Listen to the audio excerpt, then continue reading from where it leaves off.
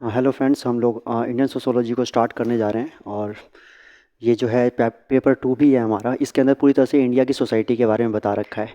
देखिए, Indian sociology के ना 3 पार्ट है, ए बी सी। इसमें सबसे पहले बता रखा है इंडियन सोसाइटी के बारे में, ठीक है।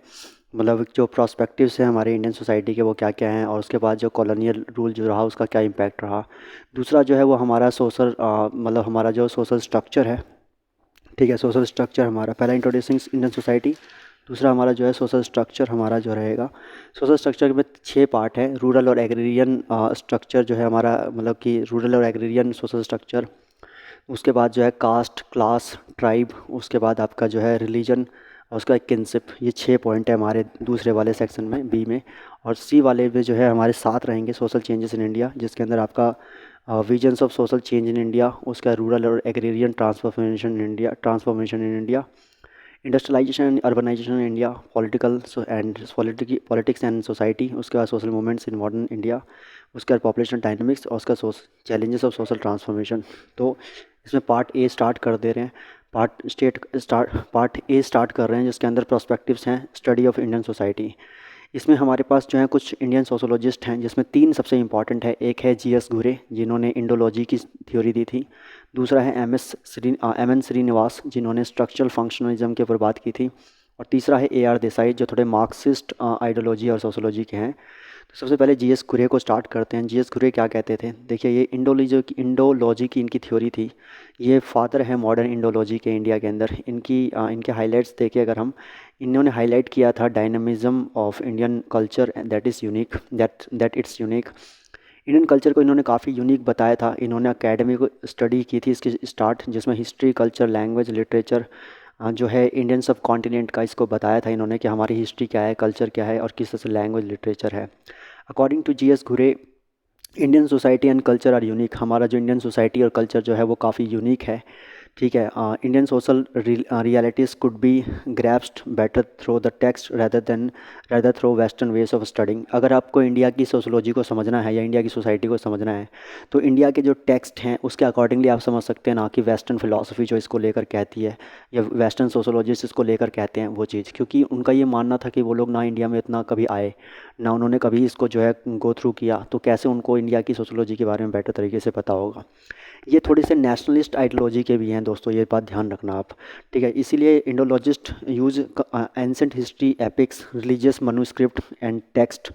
It is in the study of Indian social institutions. हमारे यहाँ पे जो है मतलब कि ये जो इंडिया की एंसेंट हिस्ट्री जो है, एपिक्स हैं, रिलीजियस मनुस्क्रिप्ट जो हैं, टेक्स्ट हैं, इनको जो है काफ़ी ज़्यादा मतलब यूज़ करते हैं स्टडी करने के लिए इंडियन सोसाइटी को, इंडिया के सोशल इंस्टीट्यूशंस को। इंडोलॉजिस्ट सोशोलॉजिस्ट में सिर्फ जी एस घुरे ही नहीं, बल्कि और भी काफ़ी सारे लोग थे। एस वी कैटकर हो गए, बी एन सी हो गए, बी एन सरकार हो गए, जी एस घुरे हो गए, लुइस ड्यूमॉन्ट हो गए, के एम कपाडिया हो गए, पी एच प्रभु हो गए, इरावती कार्वे हो गए। इन सब लोगों ने काफ़ी इम्फेसिस दिया। Emphasis is on understanding rather than reforming the society. Asiatic Society of Bengal जो इस्टेब्लिश किया गया, वो भी इसीलिए कि इंडिया की सोसाइटी को समझा जा सके, ठीक है। जी एस घुरे called डॉइन of Indian sociology, nothing distinguish the fact that घुरे वॉज जाइंट। मतलब कि एम एन श्रीनिवास जो हैं, वो इनको बहुत ही बड़ा मतलब कि एक जाइंट के तौर पे देखते हैं जी एस घुरे को। आफ्टर ऑल ये इनके स्टूडेंट भी रह चुके हैं। उसके बाद इन्होंने जो है 3 आस्पेक्ट दिए north inquiring into his own role in promoting sociology as a subject. इन्होंने काफ़ी इस सोशोलॉजी को प्रमोट किया इंडिया के अंदर, ठीक है। उसके बाद इन्होंने लगभग 32 किताबें लिखी थी, प्रोवाइडेड न्यू थियोटिकल पर्सपेक्टिव। और उसके अंदर उन्होंने जो है काफ़ी सारे थियोटिकल पर्सपेक्टिव्स दिए, नए रिसर्च दिए काफ़ी डाइवर्स टॉपिक्स पे। And he was a very nationalist, I already spoken about.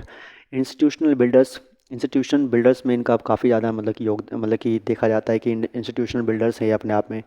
और उसके बाद बॉम्बे यूनिवर्सिटी में सोशलिस्ट डिपार्टमेंट के अंदर ये थे, इंडियन सोशलिस्ट सोसाइटी के अंदर 1952 में। इनके मास्टरपीस जो हैं वो सोशोलॉजिकल बुलेटिन भी ये छापते थे, इनके अपने होते थे। उसके बाद जो है बैच में इनके सोशोलॉजिस्ट के जो हैं ये मेंटोर रह चुके हैं, एम एन श्रीनिवास के, जैसे मैंने कहा, इरावती कार्वे, ए आर देसाई, के एम कपाडिया कपाडिया और IP देसाई, MS राव के जो हैं ये मतलब कि ये मेंटोर रह चुके हैं। इनकी थीसिस जो है caste and race in India, ये भी काफ़ी फेमस है, इसके बारे में हमने 11th स्टैंडर्ड में भी देखा था।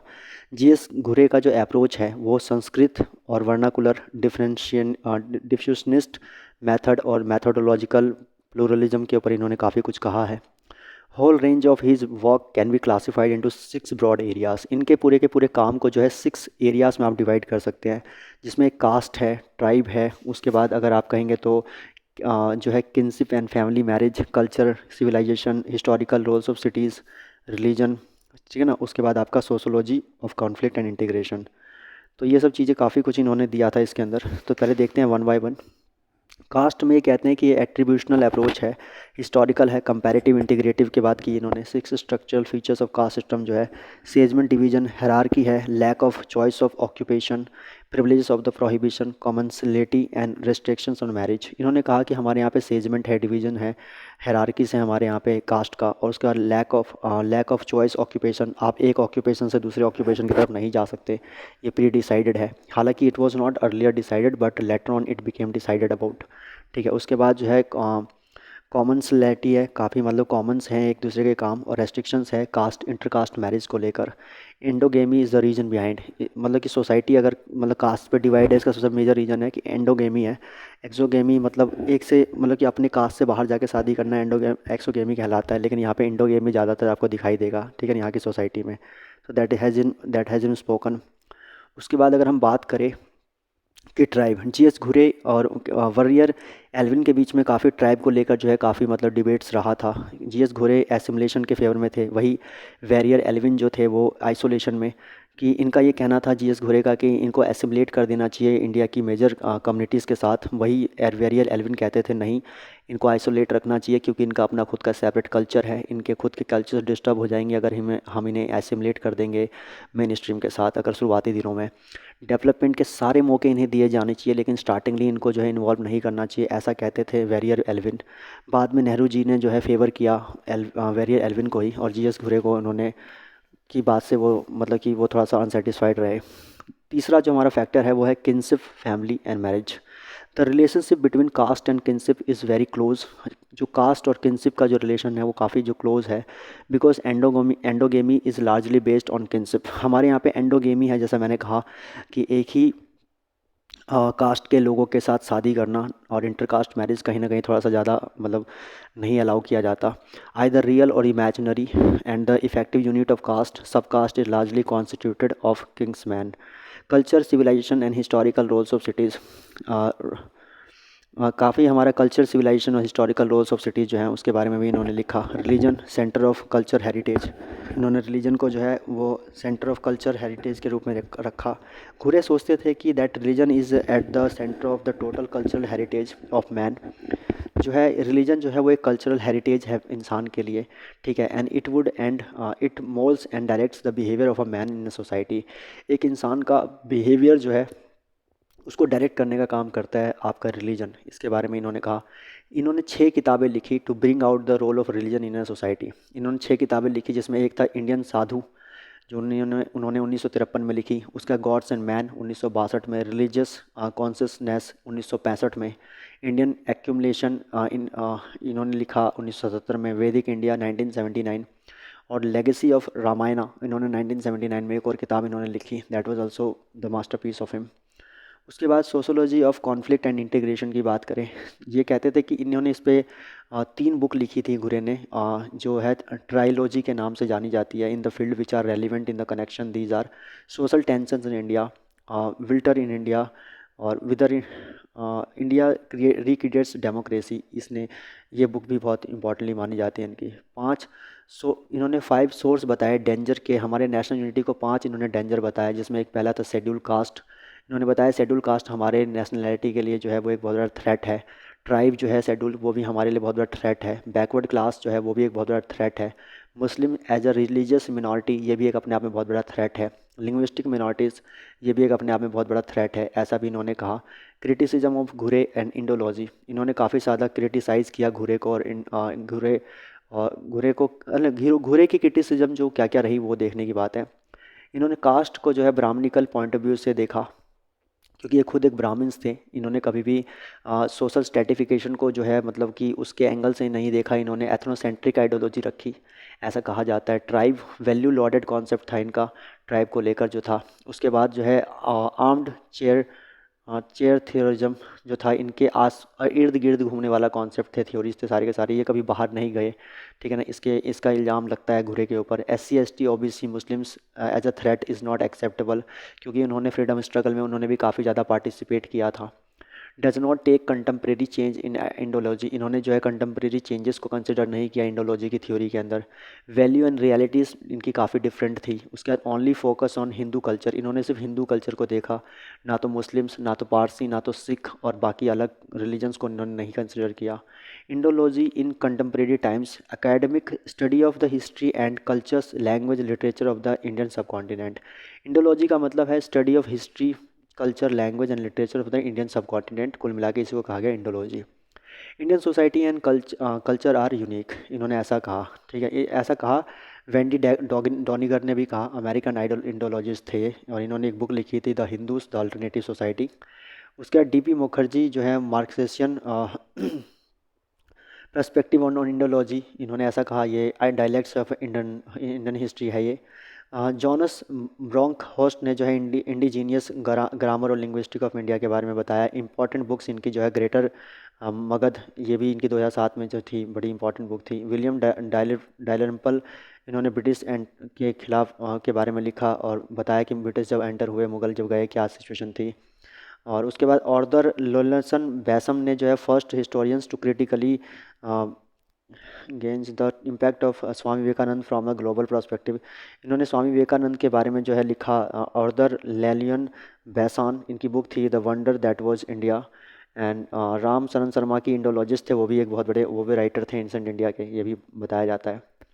तो ये सारी की सारी चीज़ें जो हैं मतलब कि GS घुरे को लेकर हैं। GS घुरे की, आप GS घुरे को एक बार जैसा दोबारा देखें तो इनको कह सकते हैं आप कि इन्होंने जो है इंडोलॉजी के ऊपर लिखा, ठीक है। और इंडोलॉजी के बाद इनके पूरे वर्क को 6 कैटेगरी में, कास्ट, ट्राइब के बारे में इनका क्या सोचना था, किनशिप के बारे में, कल्चर के बारे में, रिलीजन, सोसाइटी के बारे में क्या, और इनके ऊपर जो क्रिटिसिज्म है उसके बारे में। इतना अगर आप समझ जाते हैं, इतना अगर कर लेते हैं तो काफ़ी हो जाएगा इनके बारे में। MS श्रीनिवास, MS श्रीनिवास जो हैं studies particular functions that are performed by an institution और object to for maintenance of structure. इन्होंने जो है स्ट्रक्चरल फंक्शनलिज्म के ऊपर अपनी थ्योरी दी। इन्होंने फोकस किया अंडरस्टैंडिंग ऑफ ऑर्डर और पैटर्निंग जो हमारी सोसाइटी की है। AR रेडक्लिफ ब्राउन लिखते हैं कि sets that the social structure of a society together with the totality of social changes uses constituted functional unity, relies more on field work view. Main followers of this perspective: MS Srinivas, SC Dubey, Mekam Marriott and IP Desai, DN Majumdar and others. MN Srinivas जो हैं credited for initiating the new line और structural functional analysis in sociological anthropological research in India. MN Srinivas को इसके लिए ज़्यादा जाना जाता है कि इन्होंने एक नया फंक्शनल तरीके से जो है मतलब फंक्शनल एनालिसिस को जो है काफ़ी बढ़ावा दिया। इनका inductivism, Srinivas had initiated the tradition of basing macro sociological generalization on micro anthropological insights. इन्होंने जो है काफ़ी ज़्यादा मतलब कि जो है आपका एंथ्रोपोलॉजिकल इंसाइट्स के ऊपर भी काफ़ी काम किया इन्होंने। थियोरटिकल एंड मैथोडोलॉजिकल पर्सपेक्टिव इनका काफ़ी इंपॉर्टेंट है। Moved from western text book and और from indigenous sacred goods text से जो है ये कहाँ गए, from direct observation, field study, field experience. MN Srinivas को लेकर सबसे इंपॉर्टेंट चीज़ ये है कि इन्होंने फील्ड वर्क पे काफ़ी फोकस किया था। और इन्होंने फील्ड जैसे कि कुर्ग जो था वो आपका जो है मतलब कि 1940 से लेकर 42 के बीच में इन्होंने इसको स्टडी किया था। आंध्र प्रदेश के पास शायद में भी है ये कुर्ग जो एक प्लेस है। उसके बाद इंट्रोड्यूस किया था इन्होंने नए कॉन्सेप्ट जैसे dominant caste use in study of power, Sanskritisation, Westernisation, secularisation और को इन्होंने काफ़ी अंडरस्टैंड किया है उसके रियलिटीज़ को, intercaste relation and also to explain their dynamics. Whole range of work can be classified into 5 parts. इनके पूरे काम को 5 पार्ट में डिवाइड कर सकते हैं। सोशल चेंज के बारे में इनकी स्टडीज़, सोशल चेंज जो है, रिलीजन और सोसाइटी के बारे में study on village caste, dominant caste, इसके बारे में स्टडी की इन्होंने।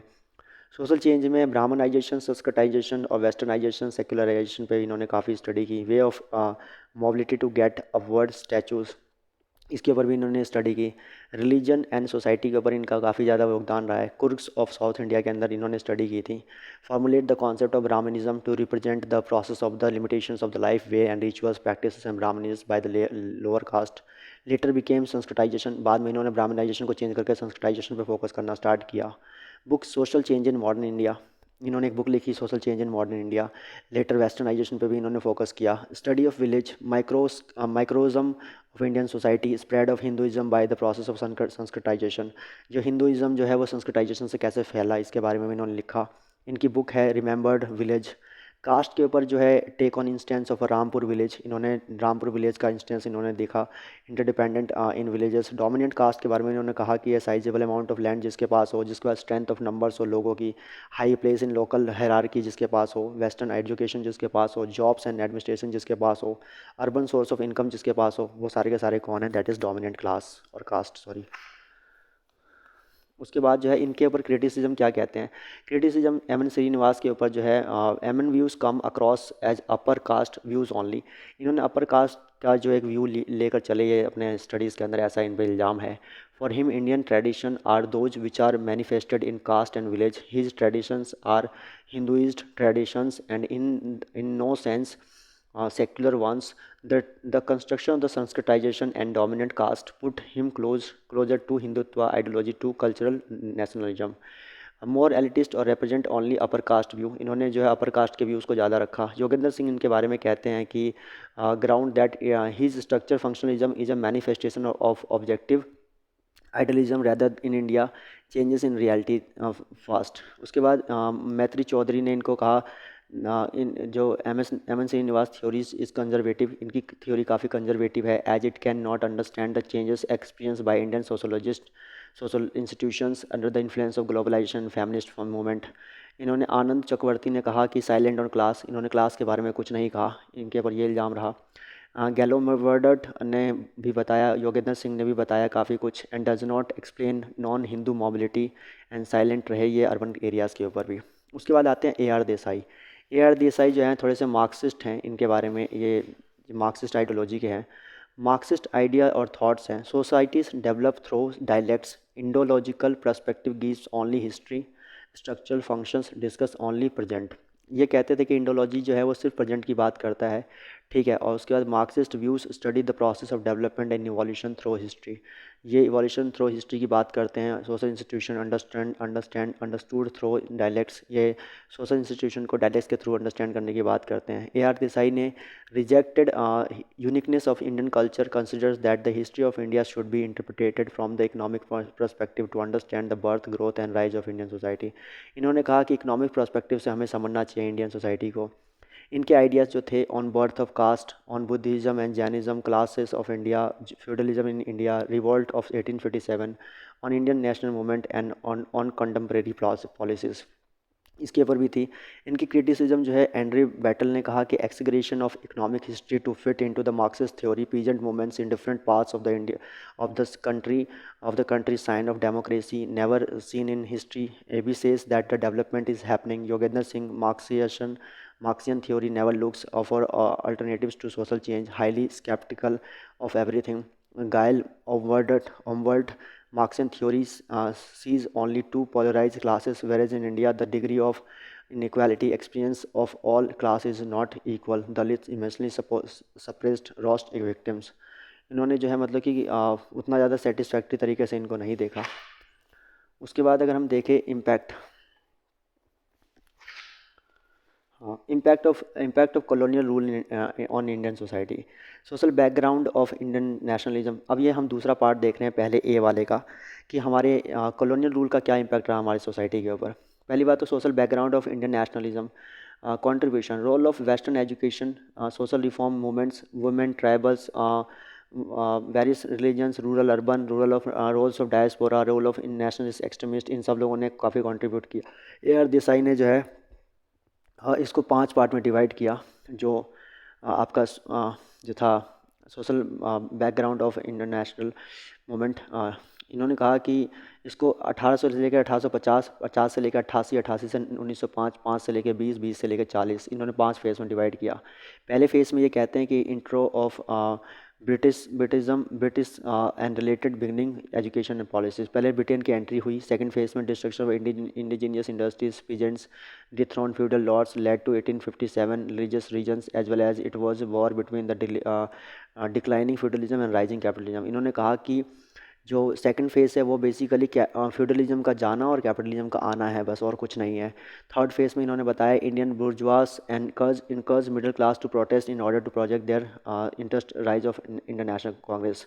इन्होंने कहा कि जो इंडिया के बुर्जुआ क्लास थे उन्होंने मिडिल क्लास को बेसिकली फोर्स, मतलब कि उनको जो है थोड़ा सा वो किया, मतलब कह सकते हैं कि उनको एग्जिक्रेट किया कि आप जो है मूवमेंट करो और प्रोटेस्ट करो ब्रिटिश गवर्नमेंट के खिलाफ, जिनसे इनका बेनिफिट हो सके, ऐसा कहते हैं देसाई। उसका Indian bourgeois encourage by middle class to protest in order to project their interest in rise of international Congress. Fourth phase में peasantry in countryside mobilize rise of Kisan Sabha movement.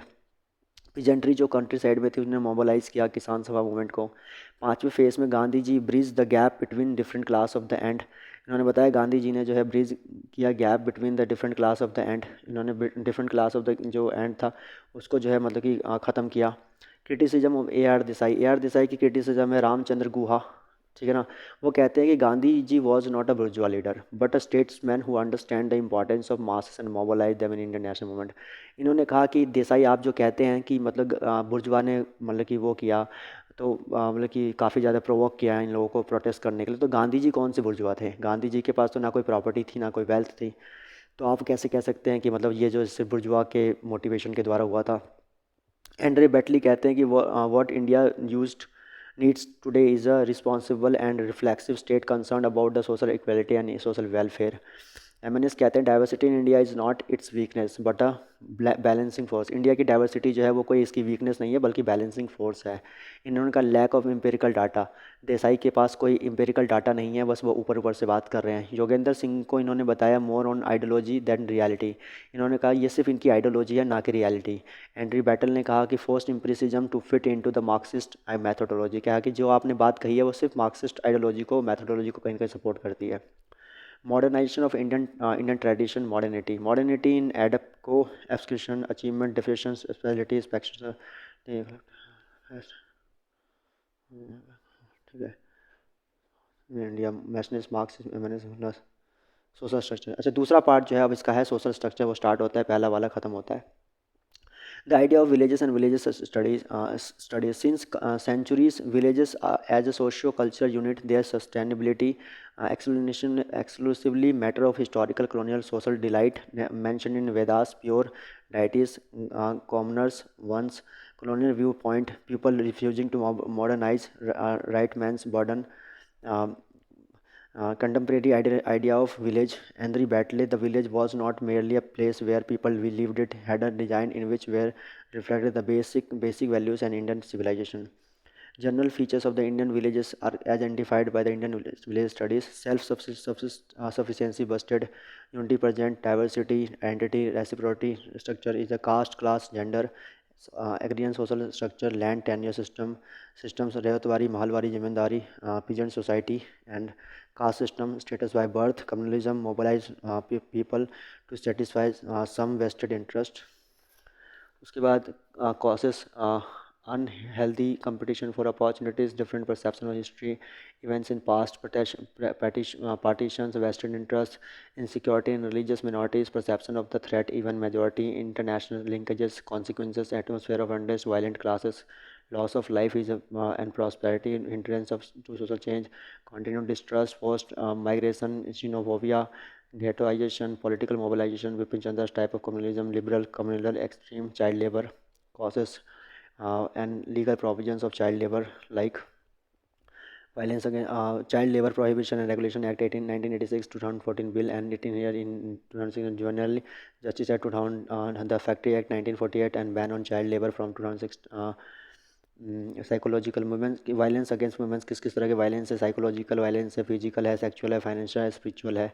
Causes क्या है? Historical unequal culture justify sexually control, piracy patriarchy, doctrine, war, government inaction, social classes in India, agrarian class in India, Industrial class structure, middle class in India, agrarian class structure related to agriculture, industrial class related to industries, and the middle class in India, it more than one third of the income is left after paying for food and shelter costs of middle class rise, economic, social, political, economic commercialization, subsidization, social democracy, and system of kinship, lineage and descendant in India, patrilineal, matrilineal, and these things.